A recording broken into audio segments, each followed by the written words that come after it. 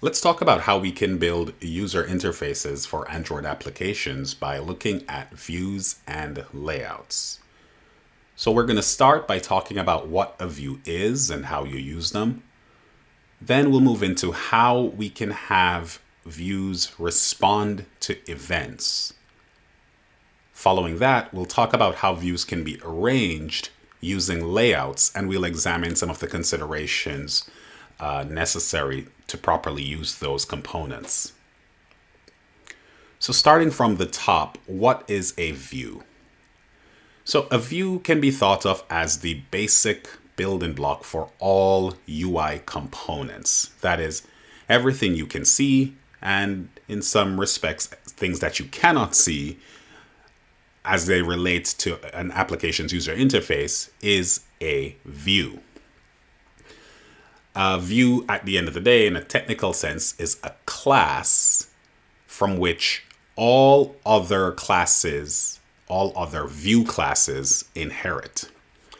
And we tend to break views up into two groups. The first group we'll refer to as widgets. These are the things that users see and interact with, like buttons and images. And the next group is a layout.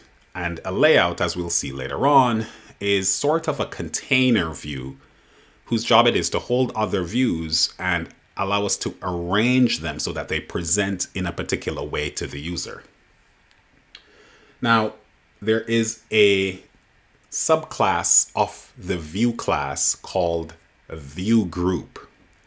And this view group class serves as the base class for any other view type that is able to contain other views.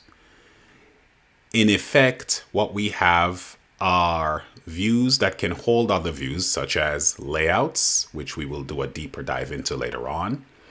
But we also have other view types like adapter views and toolbars, which, while not necessarily thought of as containers in and of themselves the way we think of layouts, their makeup is in fact built on other views being incorporated in their presentation, and as we'll see when we start to talk about some of these container views, how they respond to events.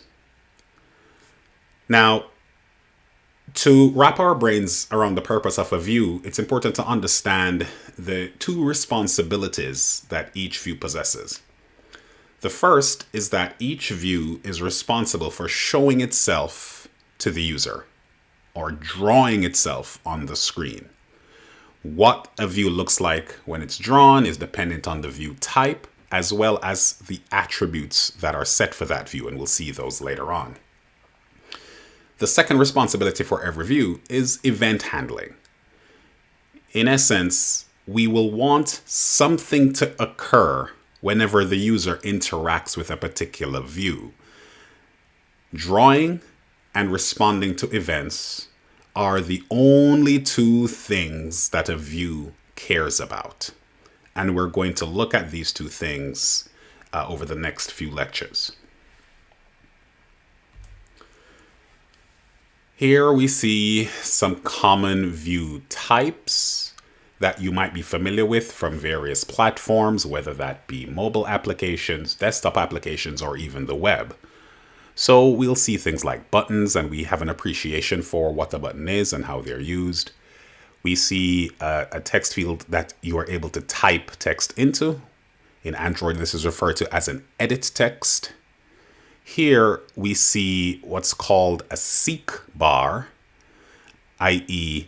a view where the user is able to drag a handle to express some notion of progress or position. Additionally, this view can be used to indicate to the user progress or position. Here we see checkboxes and radio groups. These view types are similar in some respects, but of course have one major difference, where checkboxes are what we refer to as mutually inclusive. That is, multiple checkboxes in a group can be selected at the same time, whereas related radio buttons are mutually exclusive.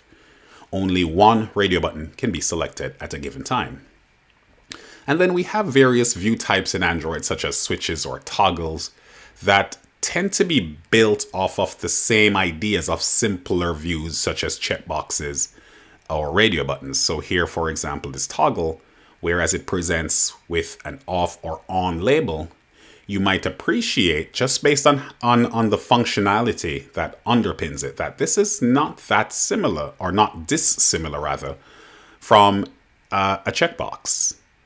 But what it communicates to the user can be very different. So even though under the hood they are implemented in a very similar way, again, what it communicates to the user is what matters. And that is why we say that a view has the responsibility of drawing itself, because even though it's doing the same thing, it can be shown to the user in a different way and can communicate different things to the user.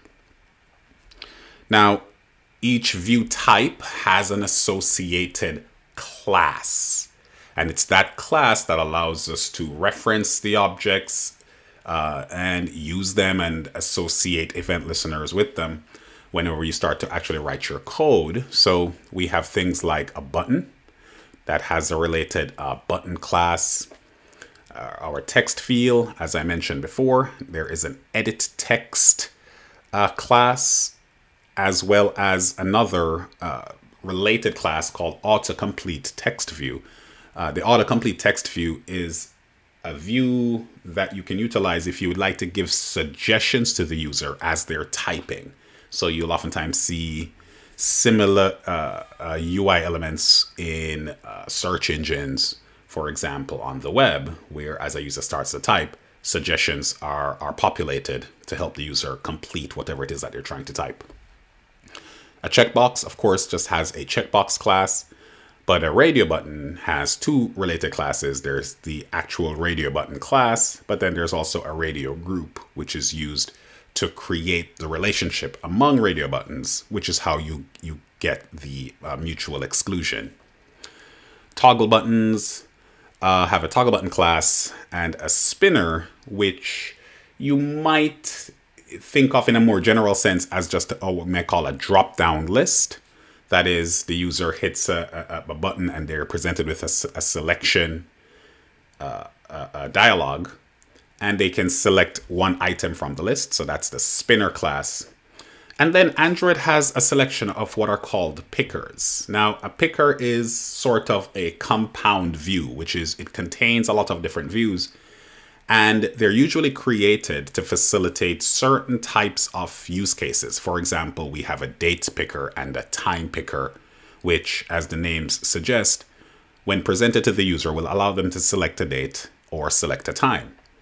Now, you can appreciate the usefulness of views like these simply because, on one hand, creating a date picker or a time picker can be very complex if you were called upon to build it yourself from scratch. Not only is the UI going to be tricky, but then there are certain considerations you have to be mindful of, like leap years, how many days are in a month, time zones, holidays. There are just quite a few different considerations. So it would be easy to get things wrong or to introduce errors or bugs that you would have to address subsequently. And on the other hand, there is some value in not having to have your user relearn how to use your specific dialogue. So if every time the user wants to pick a date in an Android application or a time, they see the same interface to do that, then that prior knowledge that they had picked up from their earlier interactions with a similar dialogue can be used here, and that reduces the learning curve for your application. It reduces friction. So whenever possible, you always want to use pickers if they are available. Now, in addition to having our views just placed in an application or used to build a UI, each view will have a set of attributes. Those attributes are how we can specify, in some respects, how this view is going to look, how it's going to present to the user.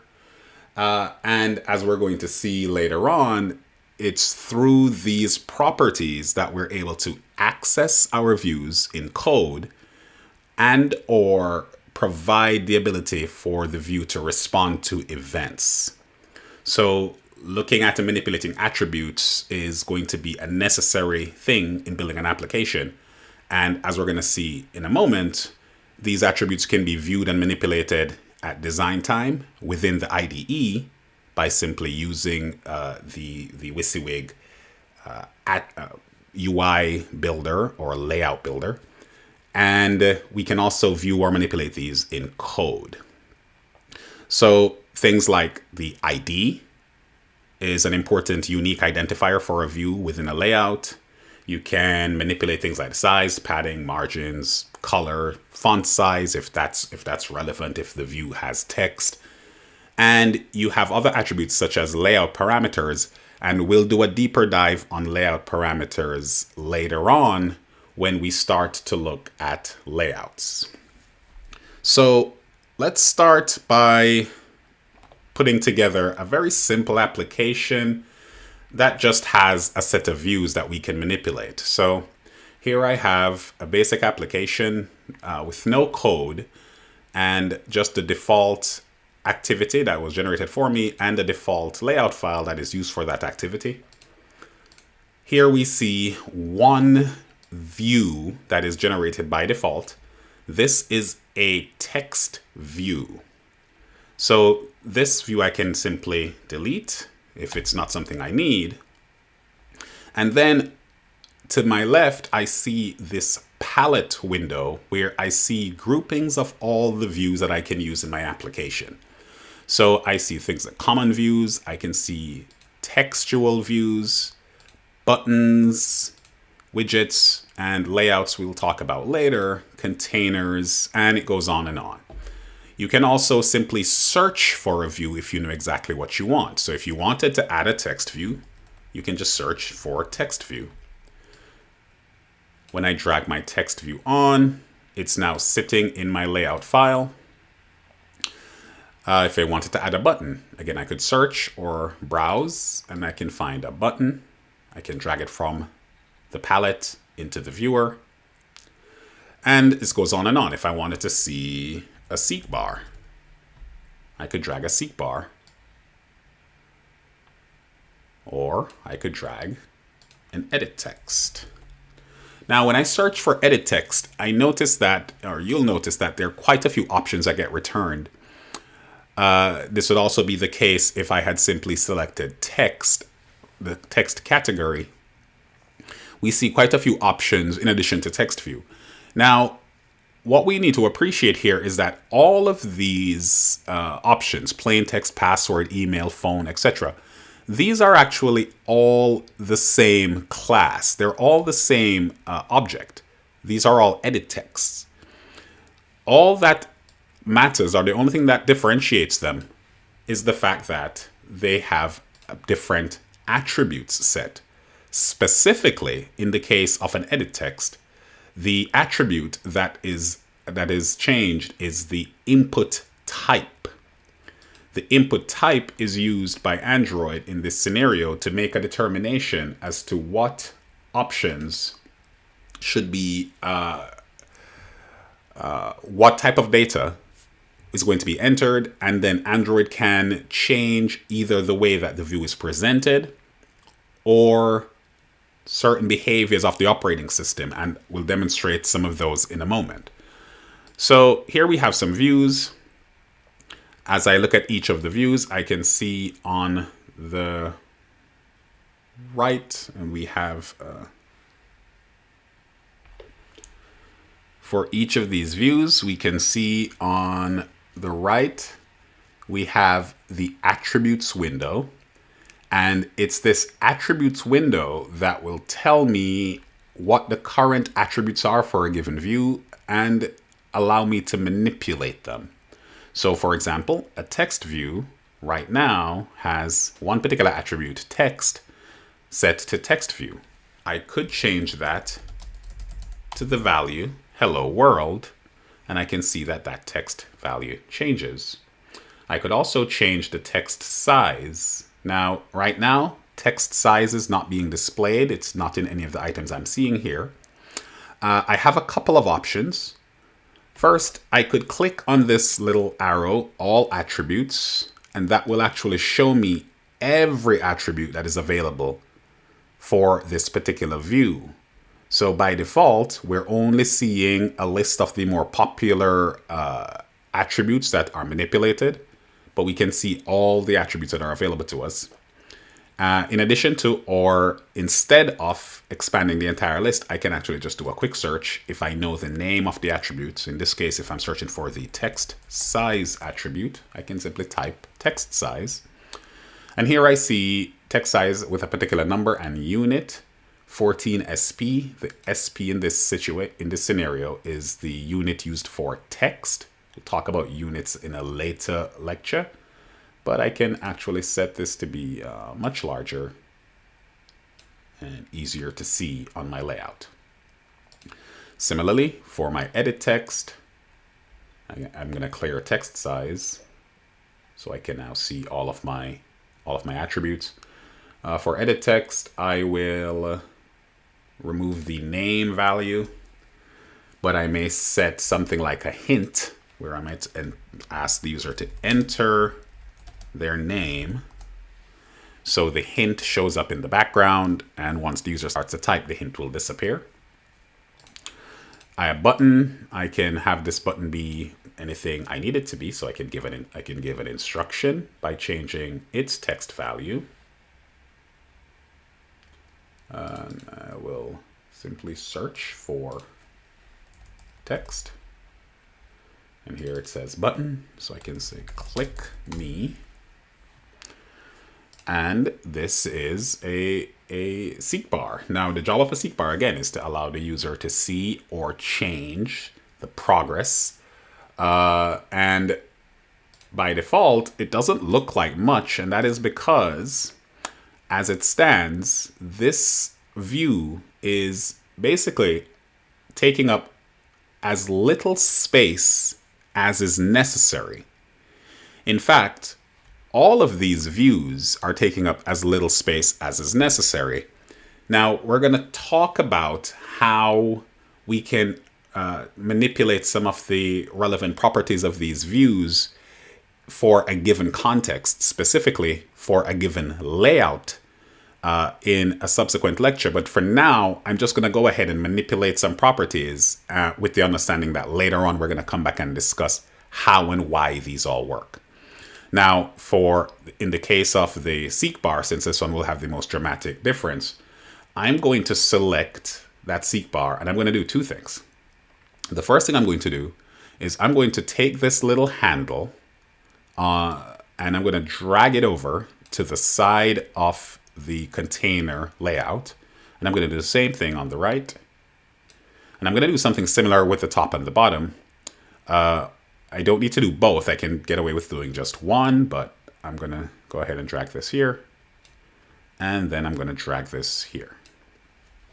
So this is centering my view for the most part, centering it at least horizontally by basically anchoring it or constraining it to the start and the end of the containing layout. And then it's equidistant or halfway between the bottom of this button and the bottom of the containing layout. Now that I have this constrained, and I'm going to have to constrain or anchor all of these other views, and I'm going to do that in a moment. What I'm going to do here is I'm going to tell this view that its width, denoted by the layout width property, its width should be 0 dp or match constraint. That's going to basically tell it to take up as much room as is available.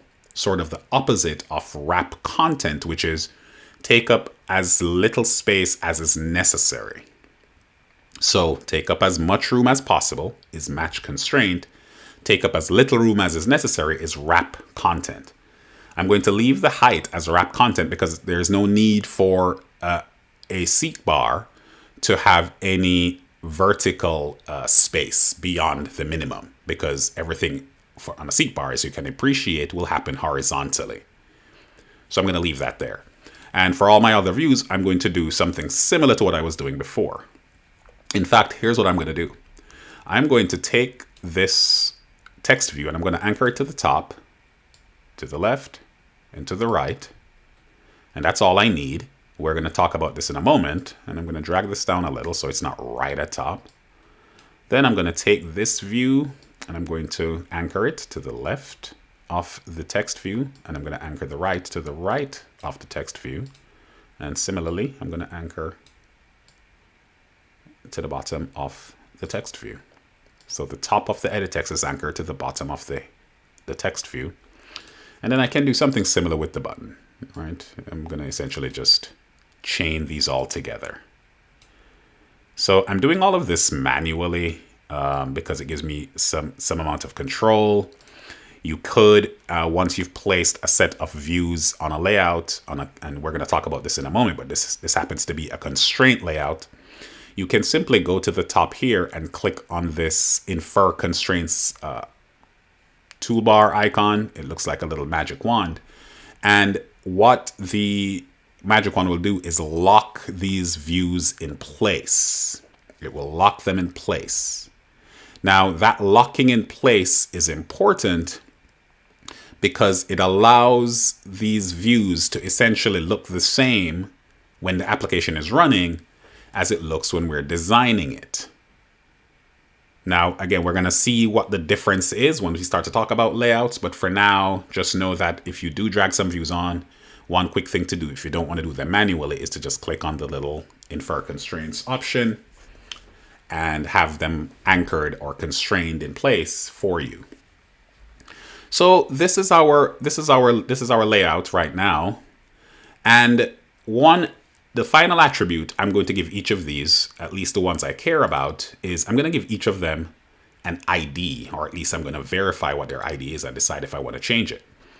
So the ID in this case is what's going to allow me to reference these views from my code. As it stands, the IDs are also being used as a way for one view to specify how it should be arranged in relation to another view.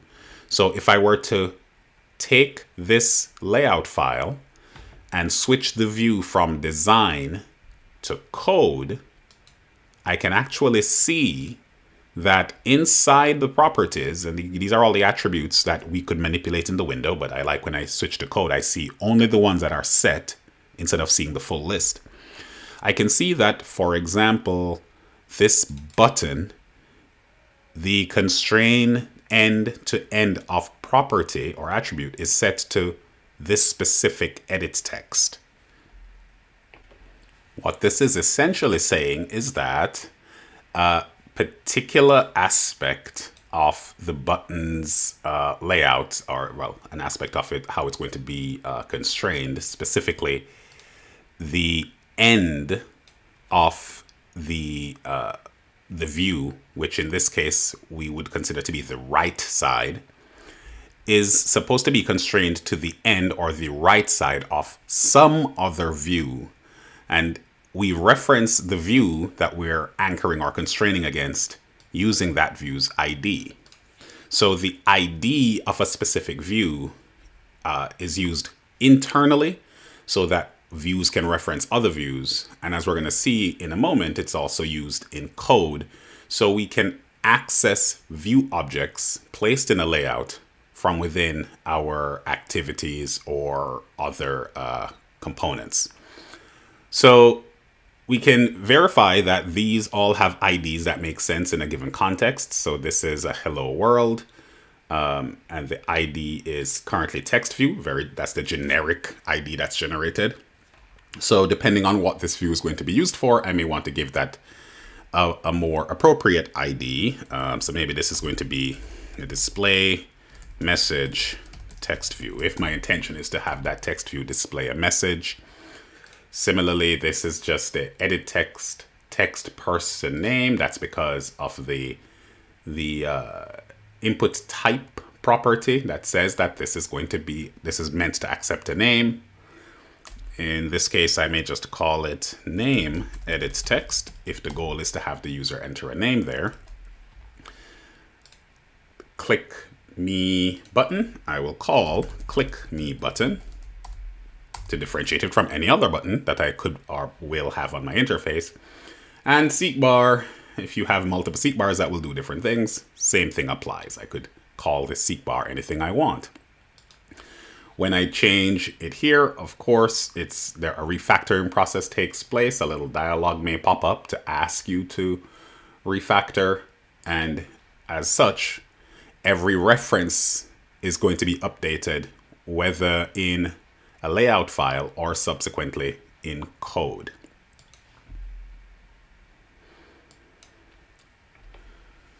So that is pretty much all we want to talk about at this time as it relates to views. Basically, placing views inside of a layout file, creating the sort of arrangement that we would like to present to the user. And the next step is essentially to tie these into our code so that we can provide interactivity to the user, respond to events, and basically manipulate our views dynamically. So we will look at that next.